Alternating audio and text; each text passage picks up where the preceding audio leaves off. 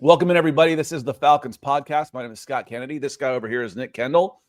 That dude back there, that's Summit. He's snoozing out. And Always. if you could look over here, I've got a black cat and a heated bed. I bought my cat a heated bed, and it's like ether. He gets in and he stretches out. I was like, oh, looks like the Falcons sometimes. Sleepy. We are going to talk several things. We got the Seattle Seahawks coming up, and I've labeled this. I don't know how much we'll talk, the actual game, because at this point, when you're 4-8, is the game what matters, or is it moving forward what matters? But what I do want to do is take a look at some of the comparisons between the teams. They're both second-year coaches heading in wildly opposite directions, and someone put in the comments, I'm not listening to anything if you don't put coaching changes in the title. I'm like, well, okay, well, thanks for the comment anyway. We're going to take a look at some of the top coaching candidates, head coach candidates in this upcoming cycle. It's an interesting conversation whether the Falcons are actively looking for a head coach or not. Nick, how are you doing, my friend? I'm doing okay. We had our first big snowfall out here, so I have a bunch of snow, and it was a really sticky one. It's really sticking to the branches, so it's pretty. I'm not excited about going out and cleaning off the car whenever that comes, because Seattle and the Pacific Northwest made me extremely soft these last 5 years. Like, I have very minimal temperature range that I can handle, like the darkness and the dampness, which we get for 5 months straight. I'm built for that now, but like the cold, not as much. But we'll get there. It's okay. And doing pretty well. Excited to talk some Falcons. I miss you guys on Monday mornings, but the new job has got me running around like crazy. So I'm happy to be here and stretch out my legs and hang out with my Falcons friends as well. Well, my year in New Jersey when it snowed, I'm like, my car can handle this. I've got an all-wheel drive with some, snow-ish tires all seasons on them. It can handle this. What do I have to blow my driveway for? I just went right over it. Yeah, that turns your driveway into an ice skating rink. It just packs it down, and it's there for, the next 12 months. So, yeah, I did like the snow. There's a joke I've used. I don't like the winters in the South because it's 40 degrees and rain a lot. And I rode a motorcycle exclusively for a couple of years, and that's the worst weather in the world is cold and wet. I'm like, man, I'd just rather it snow. So I live up in New Jersey for 2 winters. It starts snowing. I'm like, oh yeah, this is what I'm talking about. This is fun. And it snowed a ton. It snowed until like every week until like April. And I was like, listen, I like the snow. It's fine. Then late April and May hits, and that's when the 40 degrees and rain hit. And I'm like, oh, your spring sucks. You don't miss it. You don't miss it. You just move it down the calendar some. So what they call the spring up in the Northeast is what, we call winter. Their spring is awful. So June and July were nice though. But on that note, we do want to say hello to some folks. Austin Freeze is in. He says, watch the Falcons squeak out the win. Seattle's a good team, and the Falcons play well against good teams. Really depends on if Raheem has the locker room still mathematically in the playoff hunt. Yeah, because is it 2 games behind now?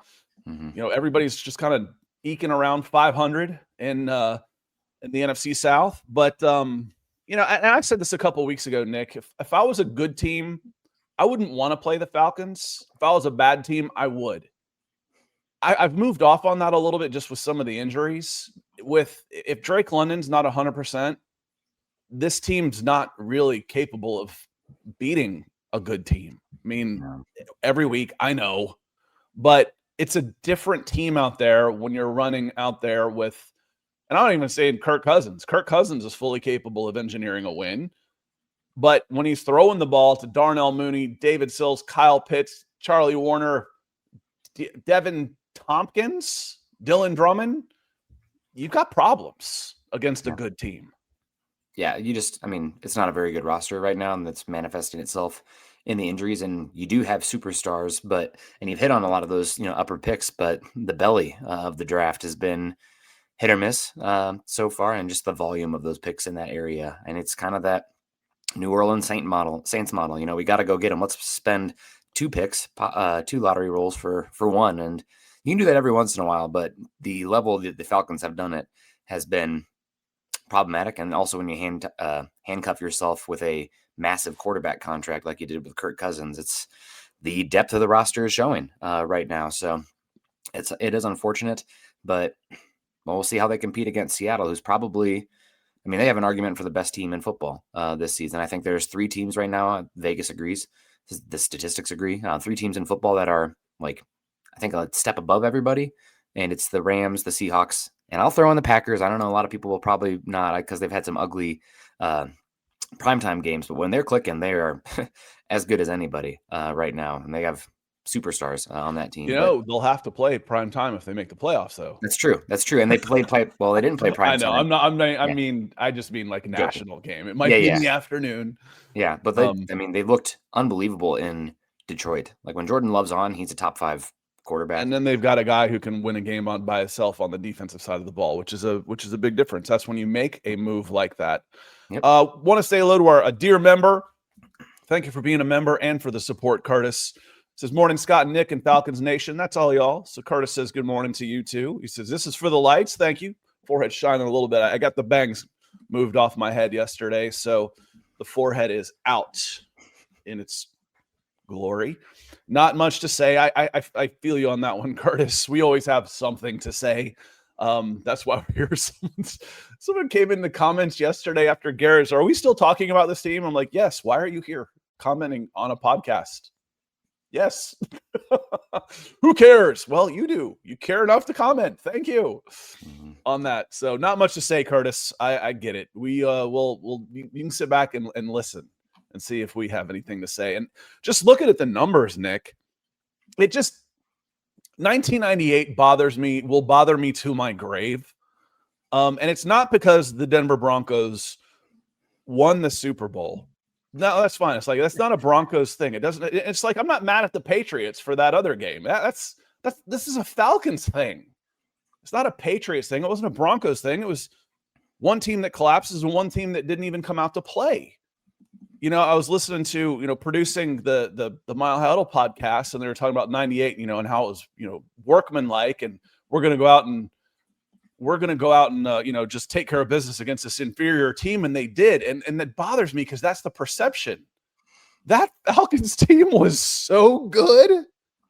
And the perception of them that history is going to go down is that they were a joke. I mean, this team was 14-2, same record as the Broncos going to the playoffs, and, dominated some really good teams. The 49ers, I think, were 10-6, 11-5 that year, beat the hell out of the 49ers a couple times.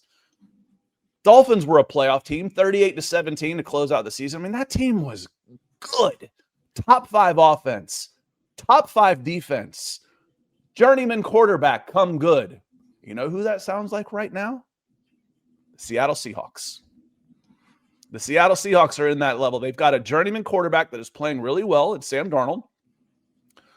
He had a good season with the Vikings last year, but, I think it's fair to call him a journeyman. This is team number 4. Yeah, he's making some good money, but it's still half of what the Falcons paid Kirk Cousins. So relatively speaking, he's still a bargain in the 20 millions. He's still a bargain. And they're number 3 in offense and number 3 in defense right now. This is a good football team in their second year. Now, they didn't hit the lows that the Atlanta Falcons did as far as, being a 7-10 team. They were habitually around 9-8, 10-7 when they've made this switch. So they've been better for a while. They're a better organization for the last 10 years. But they've got a second year head coach. They've had some change at the quarterback position, and now they're one of the best teams in the NFL. They've drafted well. They've had a good vision, and McDonald's one of the best gamers as far as scheme goes in the entire NFL in terms of generating matchups along the line of scrimmage. Now, they have invested quite heavily in their line of scrimmage as well, and just the defensive side of the ball.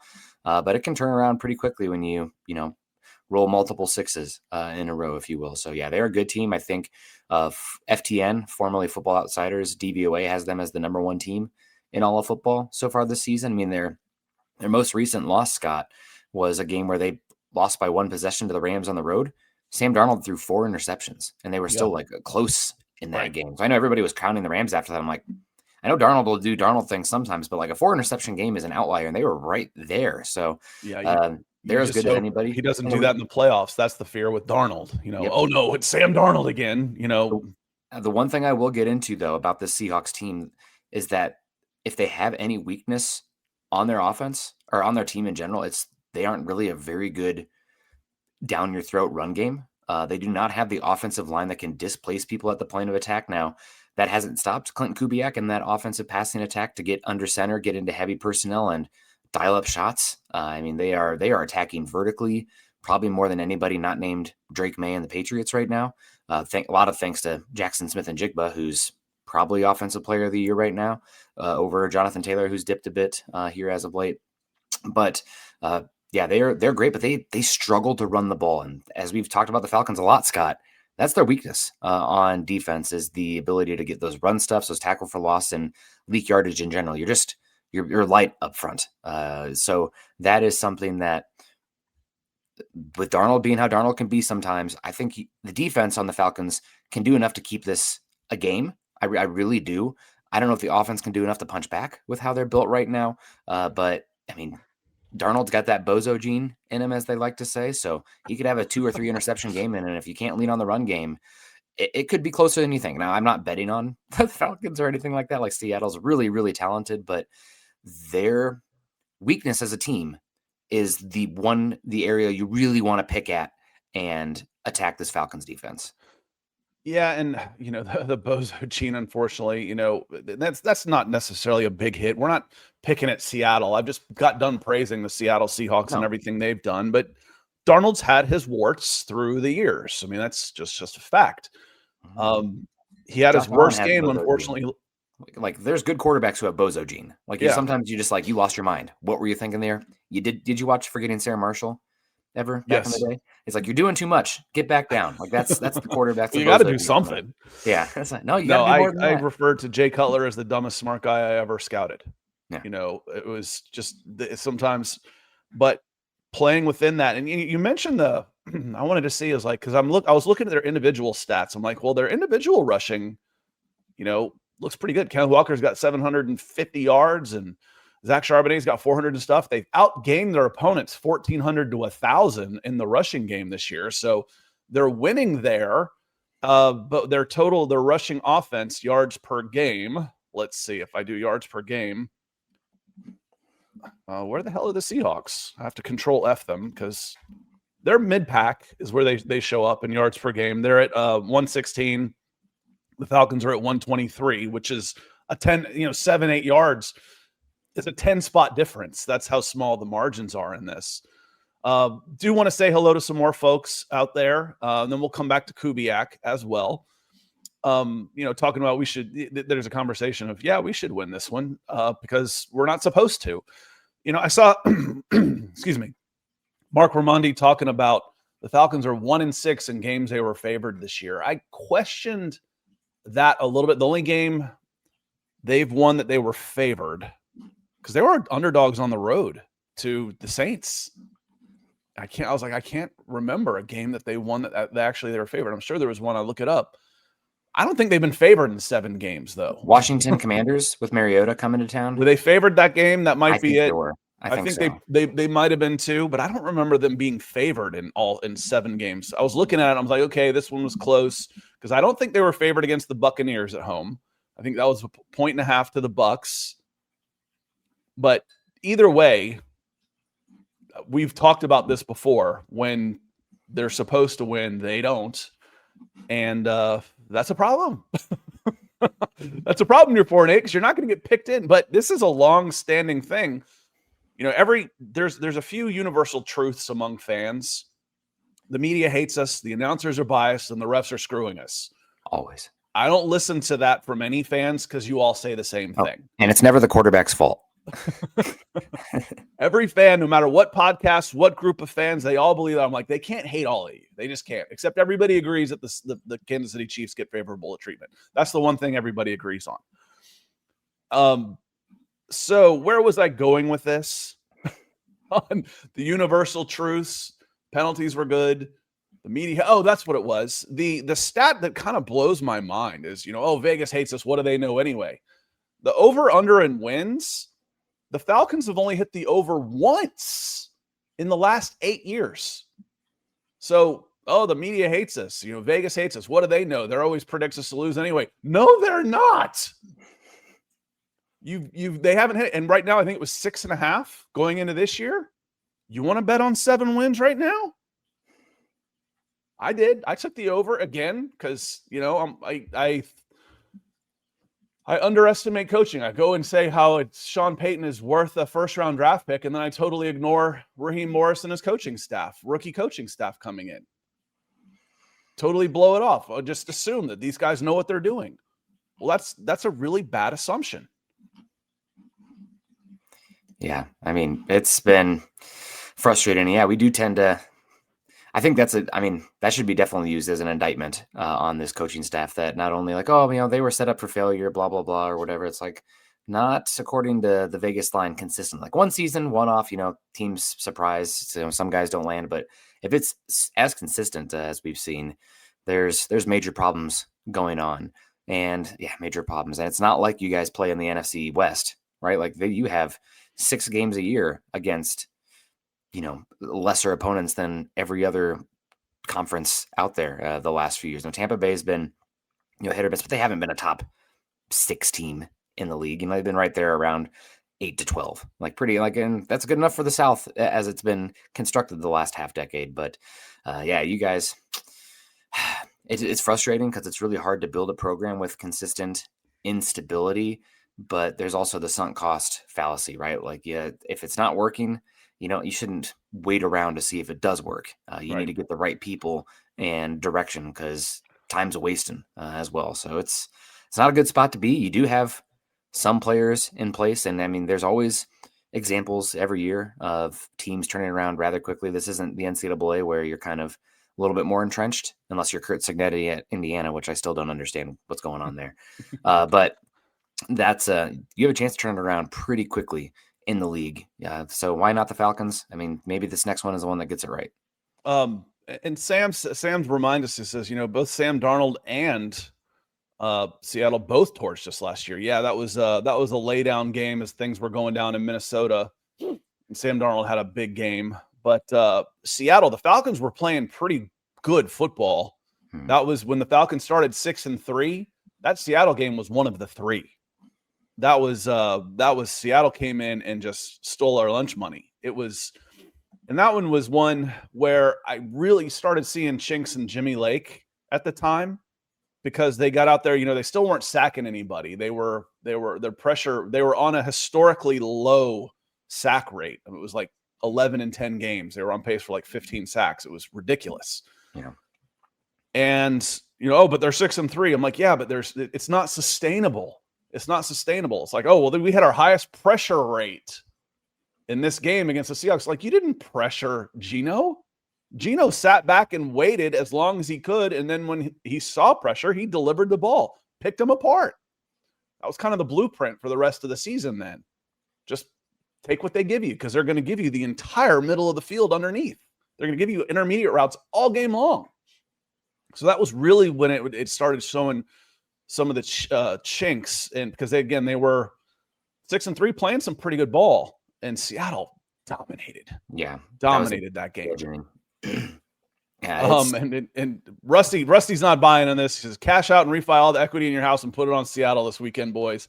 And when I put money down, weird things happen. The only time I ever bet on when my own team is involved these days is to buy insurance.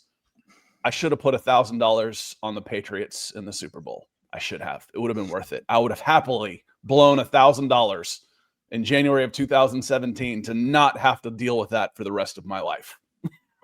And if I won, at least I get $1,000 out of it. I should have put $1,000 on the damn Patriots. Or they've got those in-game apps at the score in the second half. The 28 to 3 line. Now give me $1,000 on the Patriots. Yeah, you'd have made some crazy money on that. God, you wouldn't be here right now. You'd just be here for the love of the game. No, yeah, Rusty, I don't think you probably get good payout on the Seattle game, but I'm not much of a gambler as well. So I'll do the fantasy football betting and put it in a bracket, but that's about it. Unless somebody offers me a deal that's, too good to be true. I'm like, wait a second. The odds say I have 5 times more likely winning this one. But other than that, Nick, Seattle's a 7-point road dog. Favorite. The the biggest I think you misspoke. spread in the NFL is 8.5. Well, I'm working my way down. The Buccaneers are 8.5 home favorites over the Saints. Okay. The Broncos are 7.5 point road dogs over the 2-10 Raiders. Okay. The Rams are 7.5 road over the Cardinals. And then the fourth highest line in football right now is the Seahawks over the Falcons. Yeah. I think you maybe misspoke. A road dog would be not favored. So they're road favorites. A road dog. Yeah, I probably did misspoke. They're road favorites. So they're home dogs. Yes. Apologies. Yeah, yes, thank you. You're right. So the Falcons and the Raiders are 7.5 point road or home dogs. Home dogs. Yeah. That's speaking of home dogs. How are we doing? There's a home dog right there. Calder, he says, word for the day, apathy. Brother, I feel it. When I say when I'm over here begging for memberships, please sign up. 90% of what we do that I do for a living is advertising driven. The more views I get, the more we get paid. Dude, the Falcons fans have checked out. It's this is the lowest viewership on a podcast I can remember having right now. We have less than 100 people watching. It's the lowest one I can remember in a long time. And the analytics on my website, we wrote 8 stories yesterday on the Falcons. Pretty good stories. It's tough. What do I always say? What's worse than anger? Apathy. Apathy is death for a team. When you're mad, you at least still care. I don't even care anymore. I'm going to go do something else. And when you go start doing something else, you realize how easy it is to do something else. You do not want, this is the worst of the bunch. So Calder, and please be a member. sign up become a member for the Falcons podcast. It certainly supports the show in a big way. The big thing though, I will say, the positive about the apathy, if you live in the Atlanta area, tickets are going to be cheap. If you haven't been out to a game yet, the secondhand market, you're going to be able to get a pretty good ticket, I would imagine, for a pretty good price. That's the other thing I check. I check every week just to see supply and demand, because it also gives me an idea of hey, where should my site be ranking among other 32 sites on the On SI network? Or how are we doing? What's fan interest look like? $34 tickets as low as $34. Which insane. Is the second lowest in the NFL. Actually, Rams at Cardinals has gone down to 24. And then the lowest one, it won't surprise you, Titans, it's a huge stadium too. Titans at Browns. Oh, yeah. Ugh. This is why we love relegation. This is why we love relegation in soccer. The loser gets kicked out of the league. That makes for an exciting game. Yeah, that sounds like we got a Maction game going on up there in Ohio. We've got Bowling Green versus Middle Tennessee State. And tickets as low as $8. Oh my God. It's as low as $8 you can buy them to go watch. I'm sure the weather is going to be awful on the lake in December. And the Browns fans are awesome. And the Titans are just, they're dreadful. They're heard the dreadful joke, right now. I had 2 Browns tickets and didn't want to go to the game, so I put them on the dashboard of my car and left the car unlocked and went on a walk. And an hour later, I came back. I had 4 tickets. Yeah, you're talking to Atlanta sports fans. Those are old jokes. Yeah, that's a good one. Call in the radio show, win the trivia. First place is 2 Atlanta Falcons tickets. Second place, 4 Atlanta Falcons tickets. Third place, yeah, those are old. Classic. Old jokes. Larry, good to see you. Says, Scott, what it do? And yes, Mad Scientist says Scott got a haircut. We're going to win. I don't know how long y'all go without haircuts, but I looked mine up because it was really long. It's as long as it's been a long time. 4 months. It had been 4 months. 4 months since I'd last had a haircut. I can't do that. I go until I can't take it anymore. And it actually went through it. I'm like, I'm kind of starting to dig the little waves kicking out and stuff. Problem is I got a bald spot up here, and the long hair with the rough patch does not work for me. I'm not doing that. So Michael Ronquillo out there in Arizona, hope you're doing well. Welcome in. Let's see. And Larry says I've seen people say this until Arthur Blank comes out to speak. I don't have it. That's what people want to say. And I saw someone said it's almost disrespectful for Arthur. What's Arthur Blank supposed to say right now, other than if he's not coming out and saying an endorsement would be hollow. They call that the kiss of death. The what's the phrase for it? The word of encouragement. The what's the phrase for it? I know what you're talking about. They back you, a public endorsement. I forgot the phrase for it. But that's also the kiss of death. Yeah. And you've gone this far, fire them. I said it, and then making them face the music every week at their press conferences I think it was Mr. Field General on Instagram. Started following him. I referenced one of his videos earlier. He's really funny. Since I want these, he uses some colorful language, guys. I want them to suffer. I want them to coach the rest of this season and face the music. And I responded back. I was like, it's a good thing it's a friendly media group, because there's very, very little hostility for the job that they're doing out there. And they get away with being snarky and snippy and that kind of stuff without being called out. You put those guys out in front of New York media, it'd be pretty ugly for sure. Mm-hmm. Yeah. No doubt about that. The vote of confidence. Everybody's coming in saying the dreaded vote of confidence. Yeah, thanks, guys. I was blanking too. I didn't have enough coffee. Not yet. Thank you. Yeah, thank you, guys. Good That's job. the one. Yes, the dreaded vote of confidence. I came up with about 4 different ways to say that and never got that one. So Sam and Chris, thank you very much. Jimmy says he sold his ticket for $25. No, and I said it's gonna be this lower bowl down here. If you're not playing well, and if you're not playing one of the blue blood franchises, and no offense to Seattle, but they're kind of like new money.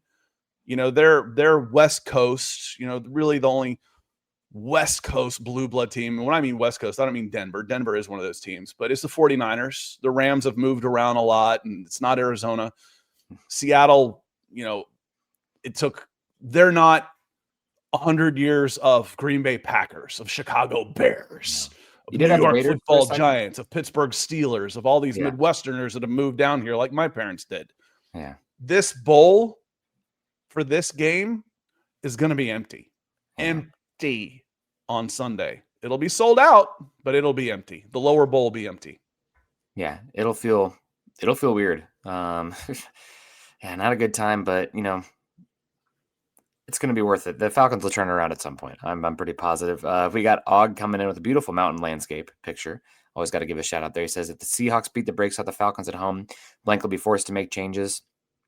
I think changes are coming at this point regardless. But as you mentioned, Scott, I don't know how much, the reactionary fire somebody now symbolic matters that much. You're just making the job harder on the other people there, maybe hurting some of the players as well in the process.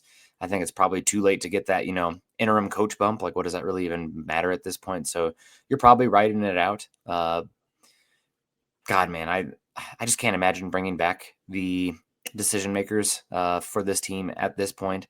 Typically like to see guys get 3 years, but this is pretty dreadful right now. And it's not like you've been hampered with like an incredible amount of injuries. Like Penix, it's not like you lost Mahomes, right? Like Penix was playing up and down, and this just is not, it's not a good program right now.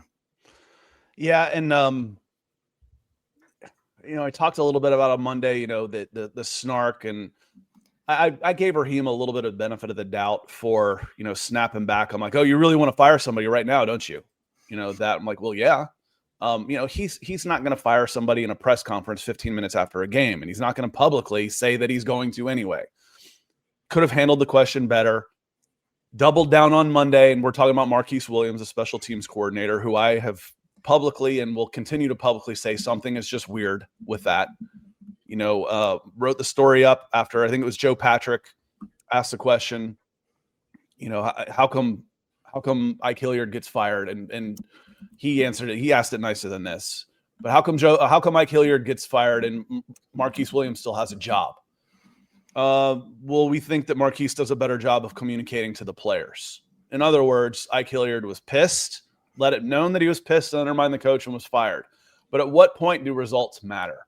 Because I guess there's no point in firing Marquise if you're out the door too. It's like, I'm not going to fire you. We're just going to fire. We'll just leave together at the end of the year. Because if he was in the mode of trying to save his job, he would have made a change already. That's one of the indicators to me, y'all. either he can't fire him because there's something else going on there that we don't know about, because he should have been fired already.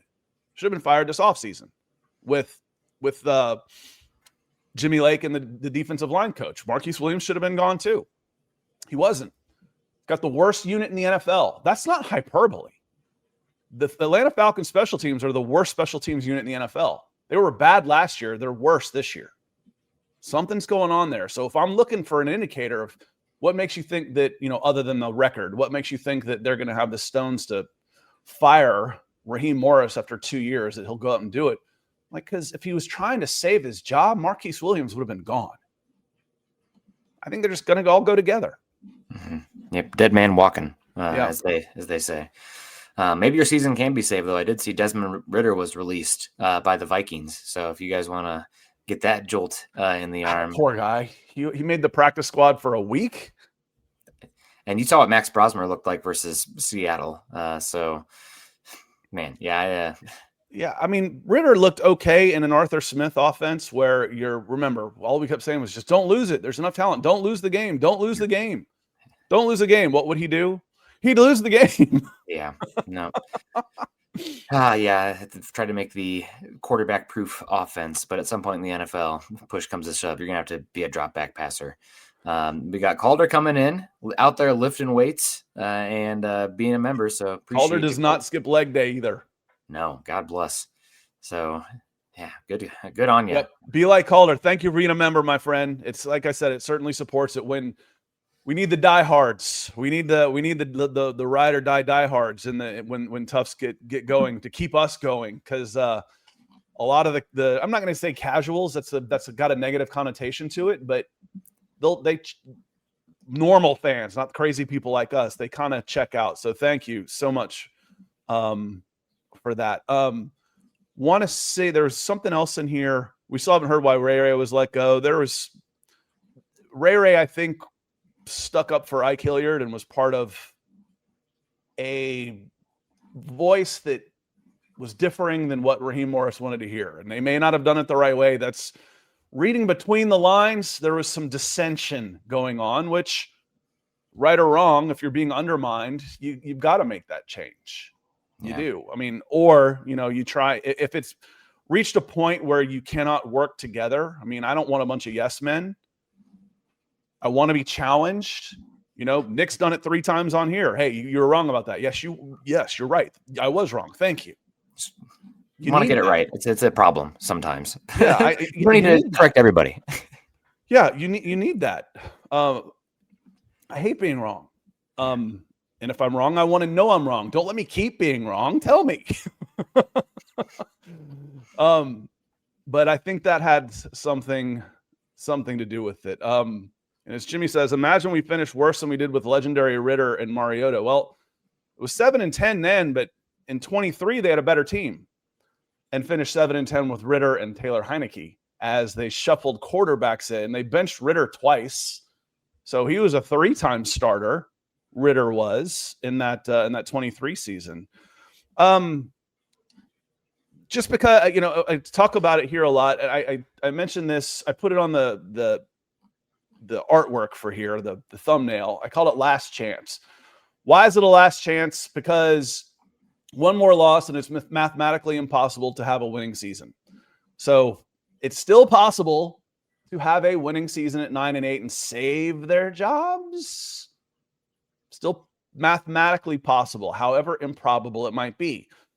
Now, how quickly can things get turned around? We went through that on Monday. I mentioned a bunch of second year coaches, even first year coaches. Ben Johnson's a first year guy in a situation very similar to what the Bears and Falcons have looked like mirror images for the last 5 years. They got the right staff in, and they're 9-3 now. It doesn't hurt to have Caleb Williams, the trade that they made to set themselves up either. But no, yeah, they're 9-3, and they look like they could be for real. I know they were like one of the worst point differential 8-3 teams in NFL history, but you are what you're. It'd be fun to be 9-3 and talk about, are we really any good or not, rather than 4-8 and know that we're not. Yeah. I'll take that. It's like, I don't want Mike McCarthy. He couldn't get the Cowboys over the hump. We can't even get to the hump in Atlanta. Yeah. Let's get to the hump and slide back down. I'll take that. You gotta walk before you crawl before you walk, something like that. But I do want to talk about some potential coaching candidates that the Falcons, not even the Falcons, yes, the Falcons could be looking at if they decide to make a change, and one of them is going to be here.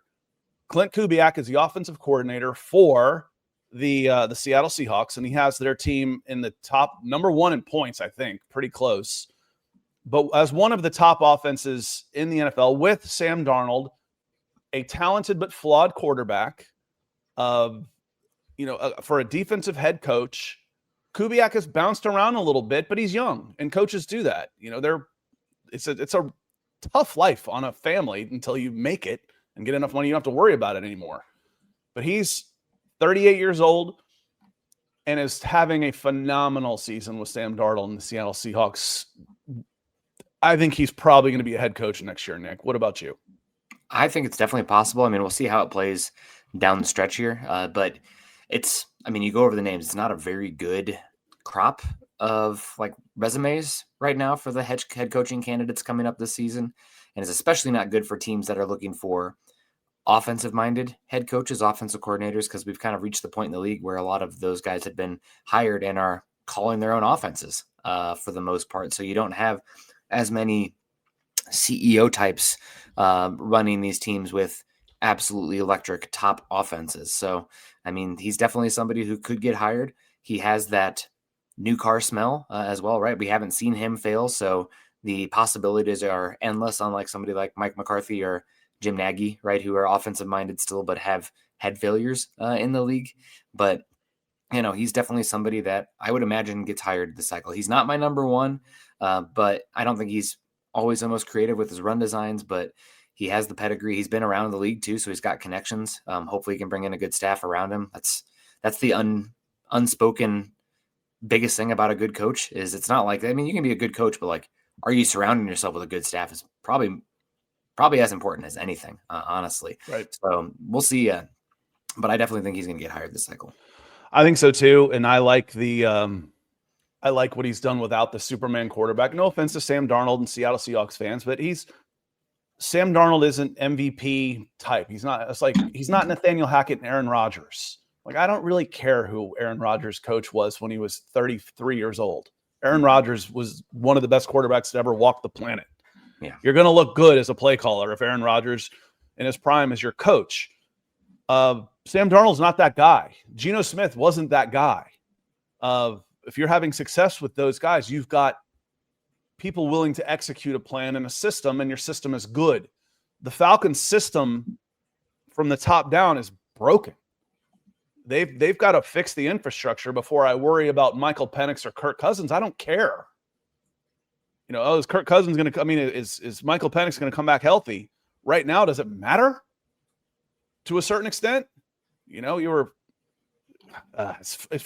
to get that part fixed first. And Rusty's talking about past quarterbacks.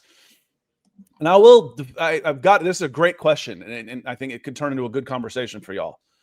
He says, explain to me why Arthur Smith was willing to die on the mediocre quarterback hill. He never actually tried to pursue any halfway decent options. It's baffling, to be honest. This is a great question. And so first year's 2021. If you're going to go in the draft, they decided to go position player instead of Justin Fields. Justin Fields was probably the next guy. Whether or not Kyle Pitts was the right guy at 4, he wasn't.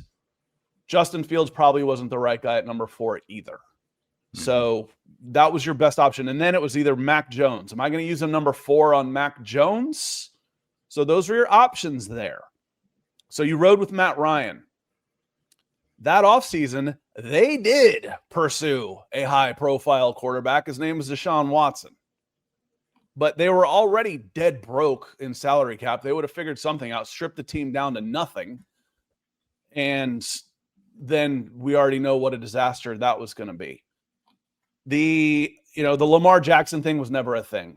And Arthur Blank needs to just shut his mouth coming out there and say, well, the cost prohibitive, blah, blah, blah. No. He wasn't leaving Baltimore. And it wasn't, I'm not going to do your contract negotiating for you just so I can end up empty-handed anyway. That wasn't going to happen. Now, You missed on Deshaun Watson, which was a blessing in disguise. The 2022 quarterback class where you ended up drafting Ritter, I think Ritter was the second quarterback taken in that class, may go down in history, if not for Brock Purdy, as the worst quarterback class in the history of the draft. Mm-hmm. Kenny Pickett was number 1. Desmond Ritter was number 2. You get to 2023, that's where you should have spent a little more money on a better backup quarterback. But they didn't. They handed the reins to Ritter. Bryden Heineke, you will be the backup. That was a mistake. Now, Nick, I don't know who else was out there at the time. I don't remember. But there's always the Jacoby Brissetts, the Geno Smiths, Sam Darnolds of the world. There's better options out there than Taylor Heineke, who wasn't a bad quarterback in Washington, to be fair. After the first guys went, when you were drafting, the next quarterback was Will Levis. He didn't go till 33. So the quarterbacks that were available to Arthur Smith, it wasn't a great situation to have. And Matt Ryan wouldn't have been the answer either if he'd hung on and you didn't ostracize him and have him request a trade because of your very public pursuit of Deshaun Watson. Matt was done at that time too. Yeah. That's my answer for Arthur Smith.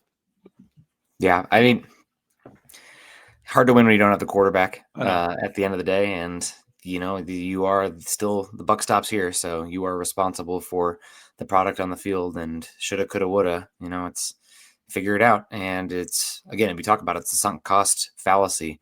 Got to know when the clock's always ticking. The grains of sand are falling down. So if you are like, oh, we got to give this guy time, well, you're giving yourself less time, wasting time potentially on the wrong guy. So it's definitely frustrating. And I'm looking at 2023, Nick.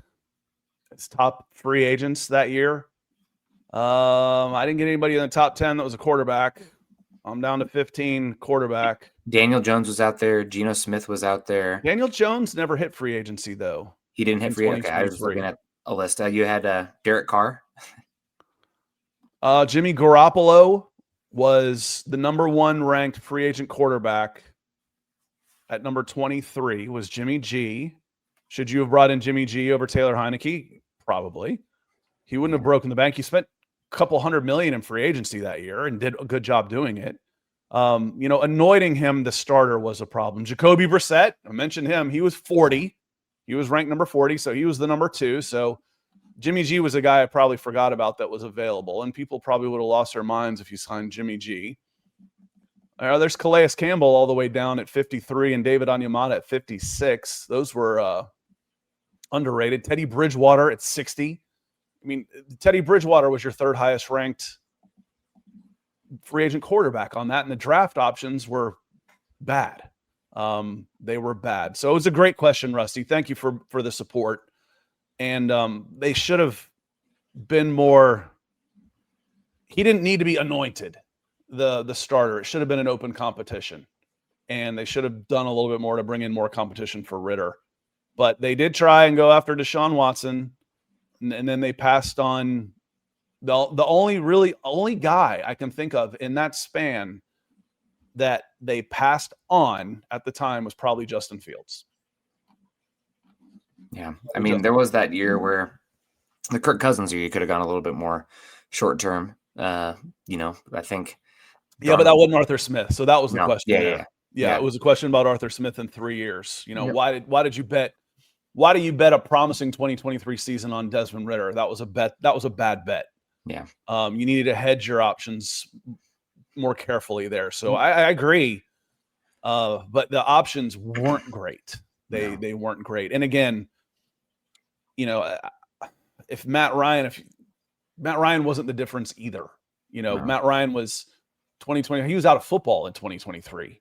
In 2022 he was with the Colts, and 2023 he was out of football in a booth somewhere. Yeah. So that wasn't necessarily the answer either. Of having him around for another season, especially on the contract. It was better off just eating that contract in 2022 and building a team around him despite the hole at quarterback. Great question. Keith Robbins, thank you for being a member, Keith, and the super chat. He says, next year is going to be worse than this year, in my opinion. It's hard to say. I mean, I tagged Eric Edholm of NFL Network on this because you can read his stuff doing his power rankings. He does the power rankings for NFL.com. And he was in. After the Falcons beat the Bills, he's excited. He's like, look at the talent on this team. The defense, they're getting after the quarterback. They fixed their biggest problem. They're 3-2. They're heading in the right direction. And then fast forward to yesterday, and it was like, what the F has happened to this team? And I put it out there that the Falcons have, they've perfected the art of winning the majority of statistical categories only to lose the game. And at home picked up on that too.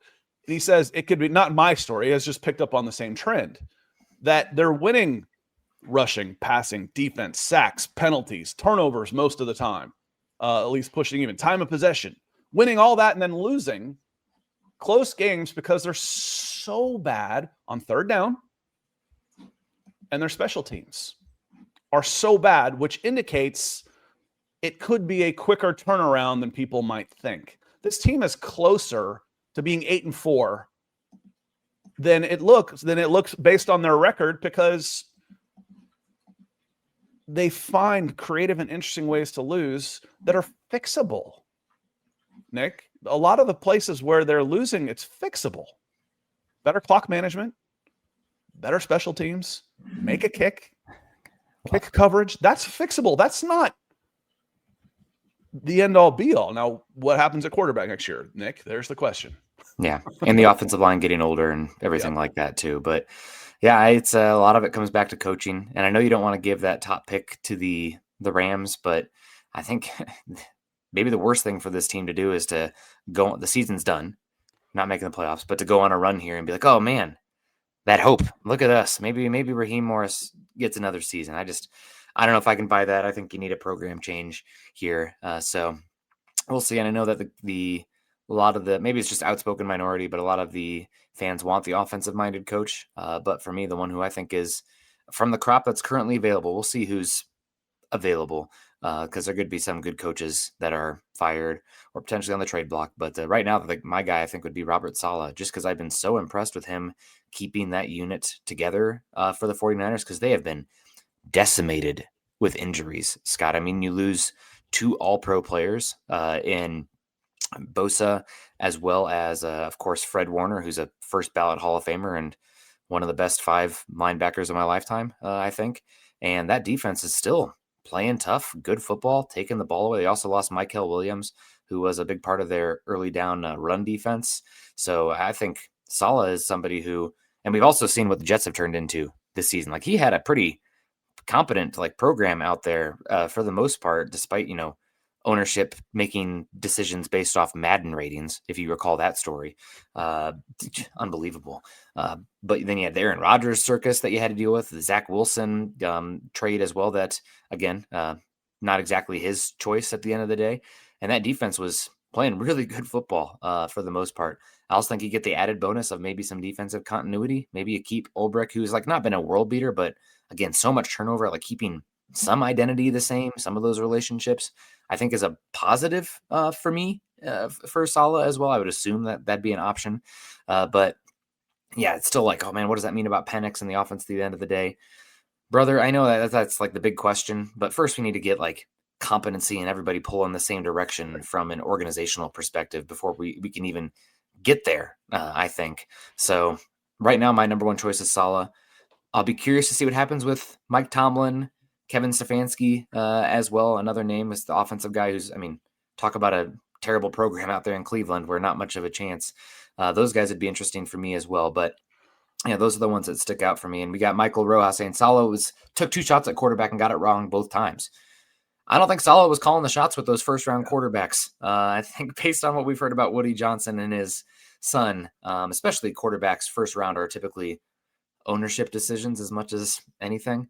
But I think I think Saleh is a good choice. But you'd vet that, of course, in the interview process. So thank you, Michael. I hear what you're saying. I think you'd be surprised how little say he probably had in that. Yeah, and there's probably a reason why a number 2 overall pick was benched after a year quickly. That doesn't happen. Not necessarily, it wasn't his guy. I'm going to hit Rio here in just a second. I'm going to throw a couple things back at you. Yeah. One, Falcons fans are hesitant about a defensive coach. They've gone defense 3 straight times. Mike Smith, Dan Quinn, Raheem Morris, all defensive guys. On the flip side of that, to Nick's point, 2 of the better coaches right now in the NFL both came from San Francisco as defensive coordinators. Mike Vrabel was a defensive coordinator, is a defensive coach. He didn't come as a defensive coordinator. Apologies. Yeah. I'm already anointing Robert Saleh. He'd be the second. Yeah. Mike Vrabel is a defensive background, tough-minded. This team could use some tough-minded discipline. Raheem Morris is a defensive guy, but he's not necessarily. I like having Morris on the staff, just not in charge. It's too comfortable for everybody. I need some people to be uncomfortable. We throw Bill Belichick out there all the time. But DeMeco Ryans came from that same tree in San Francisco, and he is a hell of a coach with the Houston Texans. They've had injury problems, and they have had some staff turnover, and they won 3 out of 4 with Davis Mills as quarterback, and now are looking like one of the better teams in the AFC and have a chance to end up overtaking the Colts and winning the South. So there's pluses and minuses there. I wouldn't be against totally Robert Saleh, but I still want the offensive guy, because I know what it was like having Matt Ryan and having to change offensive coordinators every time he got a guy a promotion. So I'm more interested there. And Rio, thanks for coming in with the super, my friend. He says, unpopular opinion, but Raheem and Terry will be back next year if the Falcons find a way to finish 7-10. I set the number at 8 as far as, where at 9-8, they're safe. 7-10, they're gone. 8-9, I'm not sure.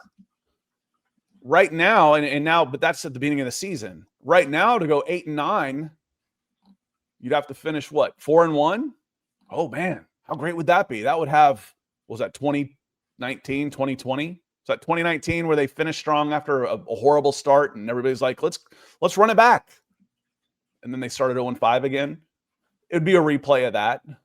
If they finish 4-1 and come back, it would be just prolonging the inevitable, and we'd have a midseason firing next year.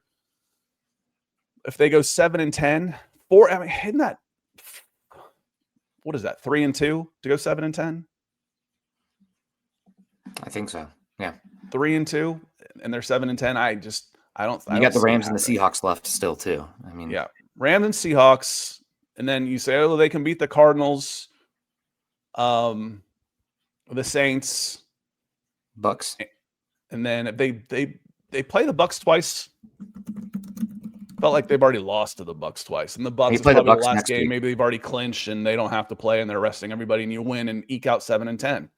No, it would be the opinion isn't necessarily unpopular. The action, Rio, would be really unpopular if they finish 7-10.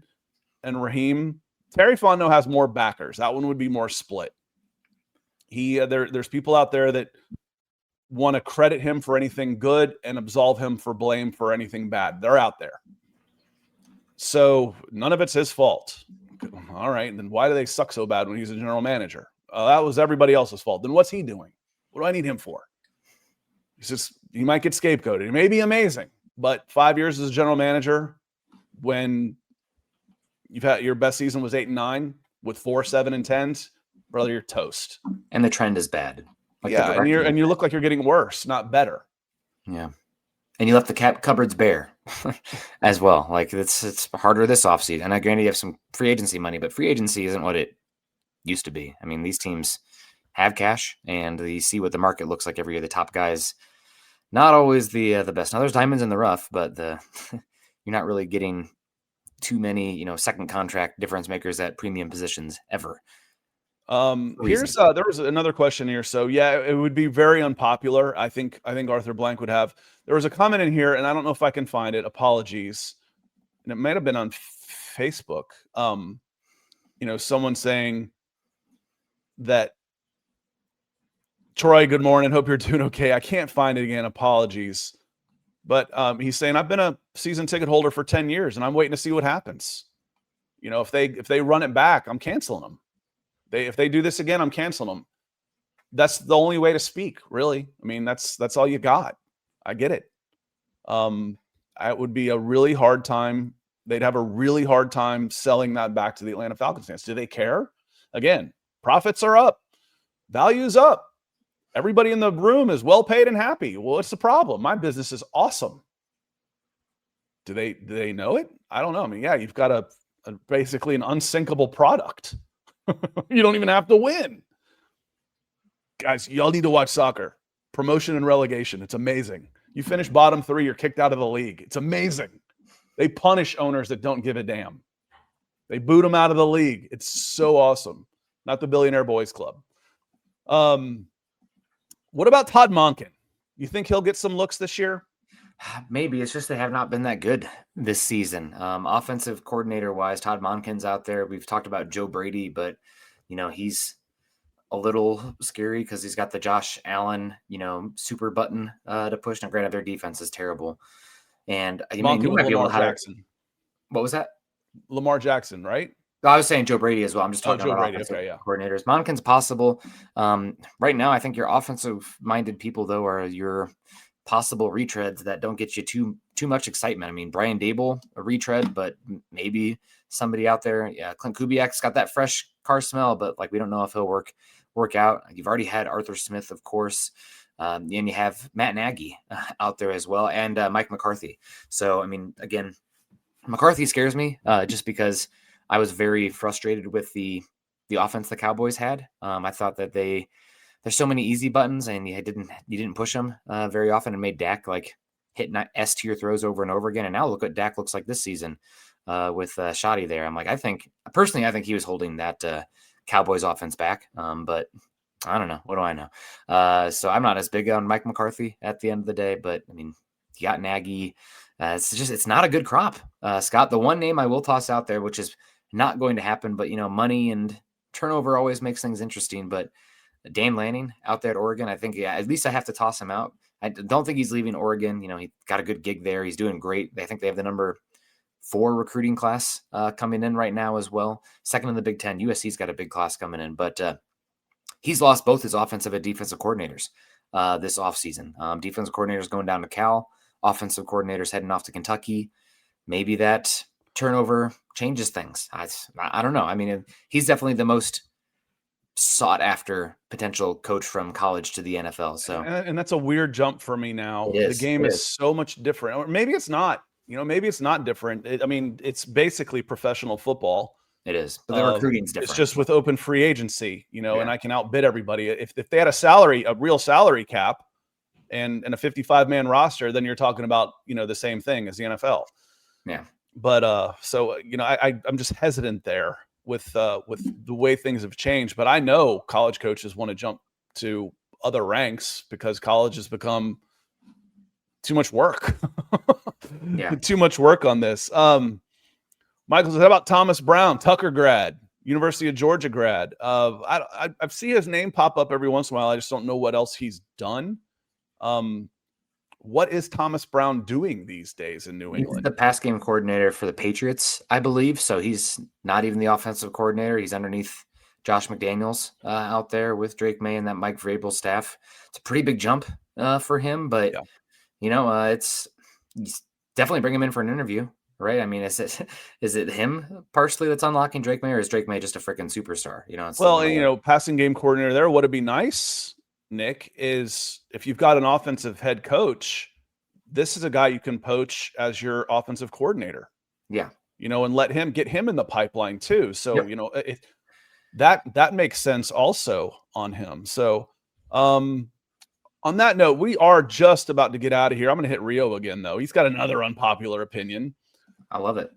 Another unpopular opinion. We win this weekend if Drake London is able to go. It makes a huge difference.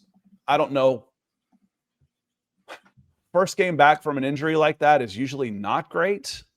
And if they keep spamming him in traffic, he's not going to last anyway. Yeah. He's super physical, but I've likened it to Julio Jones. They use Julio like a running back, and he'd be over there huffing and puffing with the oxygen down in the red zone because he had 6 catches for 60 yards to get down there, running wide receiver screens. So I'm not expecting a lot from Drake this weekend, even if he does play, but he'll definitely help. That's for sure. And without him, they're competitive with the Saints and the Jets without Drake London on offense right now, because Ray is gone and Darnell never really showed up this year. I'm not blaming him. That's just a fact. His numbers show it. I'm not saying that somebody got really crappy. Oh, you didn't mention he broke his collarbone. Remember that? Remember that comment, Nick? Yeah. I'm like, he didn't block before he broke his collarbone. But Darnell has not had a good season and can't be counted on as a wide receiver 1. And there is no wide receiver 2. So it's pretty bleak. And I don't expect Drake to come out here and be Drake coming off of 2 weeks off with a knee injury. Yeah. On that one note. So Keith, I appreciate the good listen. I can listen to y'all's podcast all day. Let me see here. Sam says, Kirk puts 27 on the Seattle defense, and my flabbers will be gasted. That's a good point also. When's the last time the Falcons scored more than that? I had them scoring 27 last week because I'm an idiot and had the schedule, the score wrong in my headline. But I feel like they've been 24 and under for like 6 weeks in a row. 25 on the Colts, 24 on the Bills, 34 on the Commanders. 27 on the Panthers. 27 on the Panthers. Yep, overtime. But yeah. Yep. So they've had it a few times. But Scott, I do need to fly because I got to go. We're gonna get out of here, y'all. I'm gonna say goodbye to Curtis, who came in again. Says maybe that's why Ike was mad. The scheme was send wide receivers into traffic collisions. Penix doesn't throw the ball over the middle as much, so that isn't happening. Kirk is throwing some dangerous passes out there because he can't push the boundary as much. So he's coming inside a lot more often on slants and over the middle, and he's thrown some dangerous passes, including the first game where Mooney got crushed on one and Drake London got bent around in a threesome sandwich that he wasn't all that happy about. Got up, and I think that one cost him. And Keith, thank you. And both of y'all, thanks for being members. Keith says, thanks for everything you do. It means a lot. When things slow down and the regular fans start checking out, having the support for you helps keep us going. So, it might be a little quiet for Falcons fans, but we'll be here. Gut reaction, talk about the game. We'll see. If the Falcons show up, it'll probably be competitive and they'll probably find a way to lose. But this is a good Seattle Seahawks team. And the Falcons aren't good, and they've been playing to the level of the Saints and the Jets, and they were 1-1 against those teams. And it was really close. So thank you to our super chat, to Calder, Curtis, Rusty, Keith coming in a couple times, Rio a few times. Means a lot. We're going to get out of here. We will see. Remember, Garrett will be here tomorrow at 6 o'clock, evening show. And I will be back here for the gut reaction on Sunday. Y'all enjoy the rest of your football week. See y'all later. Peace.